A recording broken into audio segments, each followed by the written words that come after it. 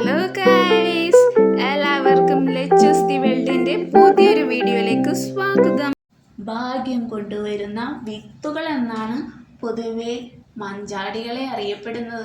ഒട്ടനവധി മഞ്ചാടികൾ നമ്മുടെ നാട്ടിൽ സുലഭമാണ്. കോറൽ ട്രീ, റെഡ് സാൻഡൽവുഡ് മഞ്ചാടികളെക്കുറിച്ച് ഐതിഹ്യങ്ങളുണ്ട്. ഗുരുവായൂരമ്പലവുമായി ബന്ധപ്പെട്ട ഐതിഹ്യമാണ്. വളരെ പാവപ്പെട്ട വീട്ടിലെ ഒരു സ്ത്രീ ദിവസങ്ങളോളം ശേഖരിച്ച മഞ്ചാടിമണികളുമായി ഗുരുവായൂരപ്പനെ കാണാനെത്തി.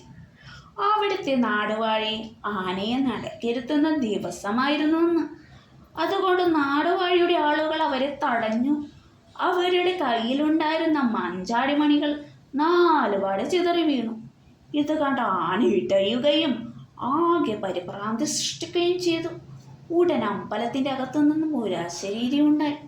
മഞ്ചാടിമണികളുമായി എത്തിയ തൻ്റെ ഭക്തയെ കാണണമെന്നായിരുന്നു ആ ശരീരി. അങ്ങനെ അവിടെ കൂടി നിന്നവരെല്ലാം ചിതറി വീണ മഞ്ചാടിമണികൾ എടുത്തു പിറക്കി ആ സ്ത്രീ അമ്പലത്തിൻ്റെ അകത്തേക്ക് ആനയിച്ചു. ഇതാണ് മഞ്ചാടിമണികളുടെ കഥ. ഇന്നും ഗുരുവായൂരമ്പല നടയിൽ ഉരുളി നിറയെ മഞ്ചാടികൾ സൂക്ഷിച്ചു വെച്ചിട്ടുണ്ട്. ഇതിൽ നിന്നും മഞ്ചാടിമണികൾ വാരിയെടുക്കുന്നവർക്ക് ഭാഗ്യവും ഐശ്വര്യവും കൈവരുമെന്നാണ് വിശ്വാസം. ഇനി ഇതിലും വിശേഷപ്പെട്ട കാര്യമുണ്ട്.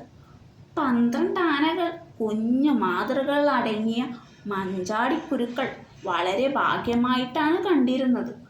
പണ്ട് കാലങ്ങളിൽ എല്ലിലും ഐവറിയിലും കൊത്തിയെടുത്ത കുഞ്ഞാനകളുടെ മാതൃകകൾ മഞ്ചാടിക്കുള്ളിൽ ഒളിപ്പിച്ചു വയ്ക്കാറുണ്ടായിരുന്നു. ഇത് കിട്ടുന്നവർക്ക് 12 ആഗ്രഹങ്ങൾ സാധിക്കുമെന്നാണ് വെപ്പ്. വളരെ ബുദ്ധിമുട്ടിയാണ് അന്നത്തെ കലാകാരന്മാർ ഇത്തരത്തിലുള്ള കുഞ്ഞൻ മാതൃകകൾ മഞ്ചാടിക്കുള്ളിൽ വച്ചിരുന്നത്.